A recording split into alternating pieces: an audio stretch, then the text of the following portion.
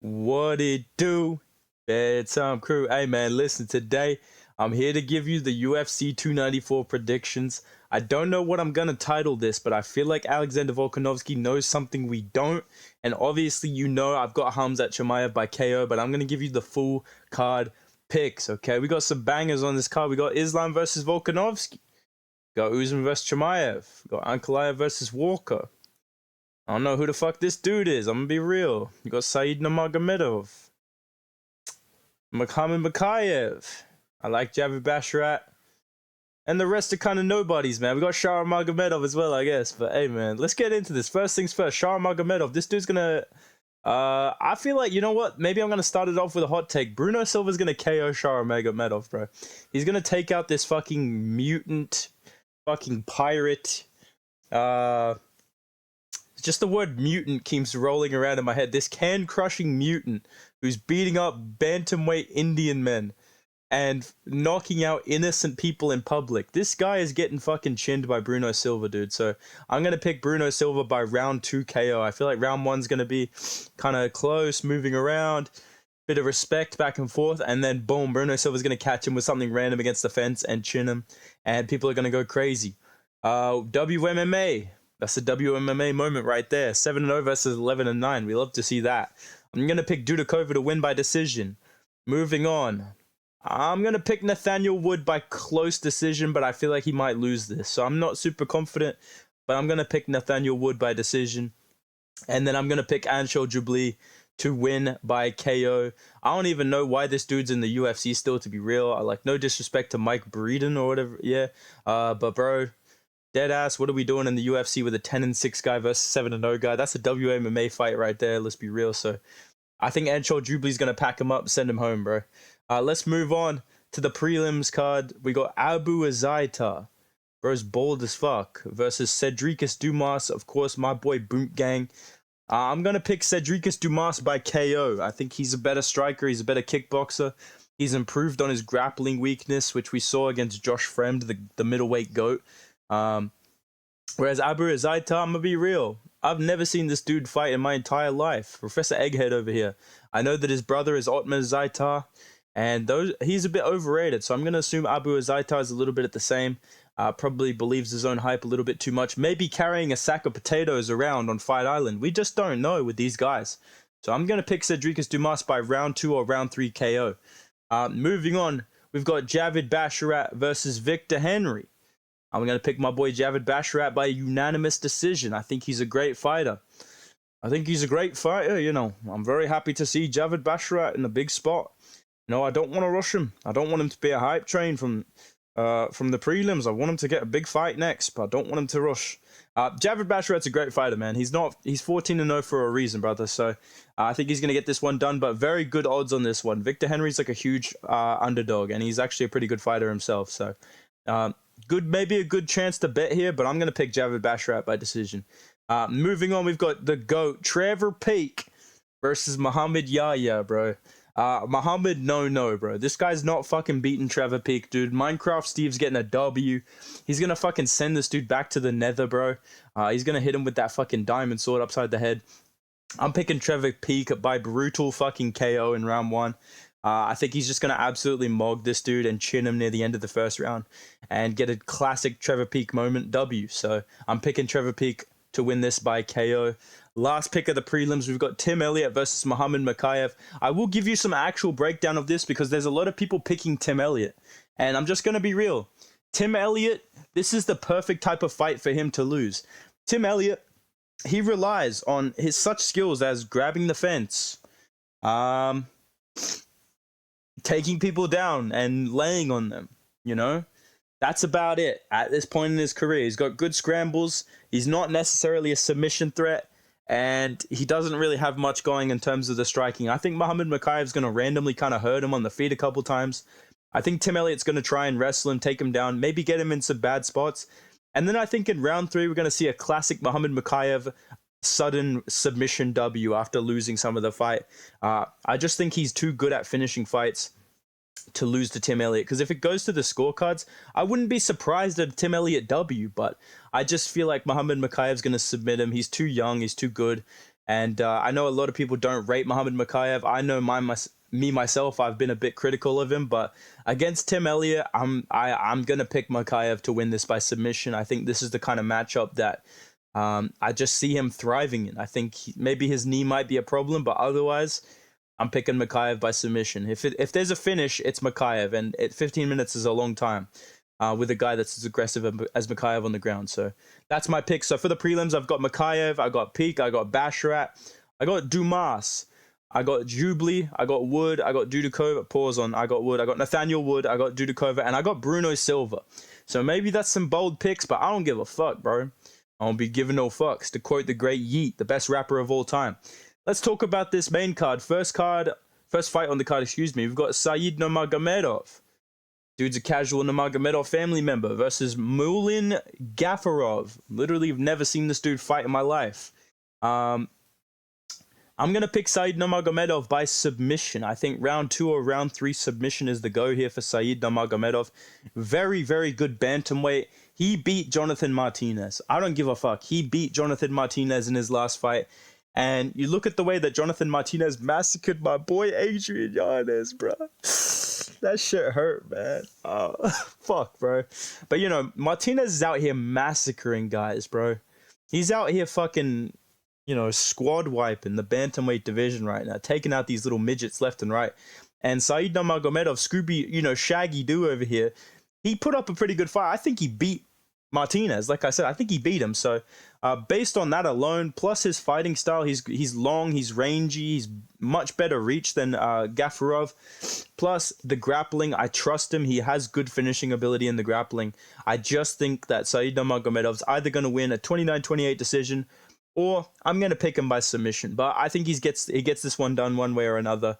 And Said Nurmagomedov, very good prospect. Very solid top 10 bantamweight. I could see him getting into the top 10 soon. I don't know about champion, but I think he's a pretty good fighter. So I'm going to trust him over Gafarov to open up the main card. Let's move on. Let's talk about Ikram Aliskerov versus Wally Alves. Now listen, dude. A part of me almost wants to pick Wally Alves, because Ikram Aliskerov is so fucking overrated. I've never seen somebody get more credit for stuffing takedowns since fucking Alexander Volkanovski, mate. This guy's getting so much credit. Oh my god, he's Hamzat's toughest fight. Oh my goodness. He stuffed one takedown. Like, shut the fuck up, bro. I know that he has a V at the end of his name. He has a little neck beard. He looked like shit against Phil Hawes. He genuinely looked like shit against Phil Hawes. I'm going to be honest. I rewatched that fight because I'm gonna be real. I kind of glanced at that fight the first time it was happening, and I was like, "Wow, this guy's a monster." He KO'd Phil Hawes, even though I predicted that to happen because I'm a genius. But dude, I rewatched the fight, and I'm like, he looked like shit, and then he just randomly put together this perfect 1-2, and that was it. But before that, he was looking fucking sloppy and terrible against Phil Hawes, dude. Like, you don't want to be struggling with Phil Hawes. And I know it's a round 1 KO, but it wasn't a clean, like, beautiful performance. It was a clean one too, but it wasn't a clean performance. So I do think Aliskerov's a tiny bit overrated, but I think he's good enough to beat Wally Alves, and he will probably hurt Wally Alves and finish him. Round 2, round 3 TKO for Ikram Aliskerov. Wally Alves, pretty good fighter, but not really good enough to beat Ikram Aliskerov. I think he's going to get tested and checked probably by a ranked opponent, but until then, I'm probably going to pick Aliskerov to get to the top 15 and maybe get checked by a Paul Craig or a Marvin Vettori or a Roman Dolidze. I think those are the type of guys that would beat Aliskerov, but if you're not them and you're Wally Alves, you know, and you CGI submitted Colby Covington, that's not real, by the way. He never beat Colby. That was a fake fight. You're not beating Aliskerov, little bro. So I'm going to pick Ikram Aliskerov by TKO. Now we move on to the featured fight of the card. We've got Magomed Ankalaev versus Jonathan Walker. And you know what? I just got to say this off the rip. The reach advantage is fucking insane. I didn't even realize it was that big of a reach advantage. Johnny Walker's a really good underdog here. He's a very good underdog. I believe he's like a 2-1 underdog. Take those bet, bro. Take that bet, because that's a crazy line for a guy that has one-shot KO power at light heavyweight and improving skill set as well. But I will say this. You know what? A lot of people are like, oh, I hope Johnny Walker wins. Magomed Ankalaev's boring as fuck. Did you watch Johnny Walker's last fight? Like, that was terrible. This dude's point fighting Anthony Smith versus, Mog Ahmed Ankalaev, who manhandled Anthony Smith, broke him, sent him to fucking Singapore, basically, to fight Ryan Spann, little bro. I'm gonna pick Ankalaev. I think he's too good. He's too good. And I think if it starts to go bad for him on the feet, he will take down Johnny Walker and he will win a decision with his wrestling. So I'm picking Ankalaev either by random KO or, more likely than not, a boring grinding out decision. I know I just said he's not boring, but he's gonna win a boring decision, and people are gonna cope. They're gonna be mad. But I feel like that's the two outcomes of this fight: is that either Magomed Ankalaev checks the leg kicks and throws some really nice hooks on the inside, gets inside the range of Johnny Walker, hits him with some good shots, maybe takes him down, puts him against the fence, wins the decision, or Johnny Walker just randomly flying knees him and KOs him brutally, and everybody goes insane. Those are the two outcomes, right? Or maybe I could see a world where Johnny Walker hurts Ankalaev and submits him. That's not a bad pick. Johnny Walker by sub, I feel like that'd probably be some good money. That'd be a good little pick to try. If you were a betting man, I'm not giving you advice, but I'm just saying if I was, that's a good idea. Because Johnny Walker's got good grappling, and Ankalaev, when he's hurt, he shoots. And if he shoots a bad takedown and he's hurt, we've seen Johnny Walker submit guys before. So, you know what? I'm going to pick Ankalaev by decision, but this is a very dangerous fight, and the odds are very deceiving. Johnny Walker has a very good shot. So, I'm picking Ankalaev by decision. Let's talk about this co-main very briefly. I already did a video on this. Make sure you go watch that video. I basically said what I'm going to say right now. I think Chimaev's going to KO Kamaru Usman in one shot. I think he's going to hurt him badly. This guy's getting wobbled by the GOAT, Colby Covington, on the feet. And listen, I'm the biggest Colby fan on YouTube. He's getting that belt by the end of this year, He's giving Leon Scissorhands a wedgie. But listen, dude, Colby Covington's not a power puncher. He's not a big dude either.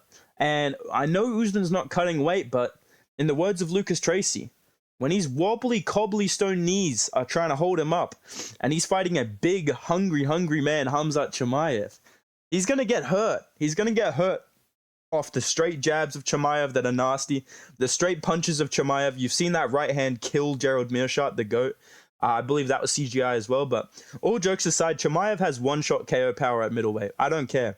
He has nasty KO power. Ask your boy Ikram Eliskerov about that shit. I think he's going to have the power advantage. He's going to have the strength advantage, the size advantage, and the reach is close enough to where I think the straight punches will be a factor for him. So I think we're going to see some wrestling early on. Both of them will kind of cancel each other out because they both have very high takedown defense. I think Usman's only been taken down twice. Chimaev has not been taken down at all in the UFC, so they're going to cancel each other out in the wrestling. They're going to get back out in the open, and I think near the end of the first round, Chimaev's just going to flatline Kamaru Usman with a big right hand. Maybe an early stoppage type TKO, but I'm picking Khamzat Chimaev to KO Kamaru Usman. Once the fight kind of settles down, boom, just puts one on the chin and flatlines him. But I hope the best for Usman. I'm not going to say I hope he wins because I like Chimaev better, but I hope the best for Usman. I hope it's a good decision fight maybe for him because I like him and I respect him for stepping up on this fight. But I'm picking Chimaev by KO. Let's talk about the main event, dude. Okay, I'm torn because logically I'm going to pick Islam Makhachev to win this fight. He's more prepared. He proved that he can outstrike Volkanovski, both of them on a full camp in the first fight. He outgrappled him in the first fight. Okay? He lost the 5th round, but other than that, I feel like he only lost 1 round and then lost the end of the 5th round, but he was winning that round before he got dropped. So the majority of the fight, I would say Islam Makhachev proved he can beat Volkanovski on his best day, who's bulked up, ready to go, not coming off surgery, not coming off the couch.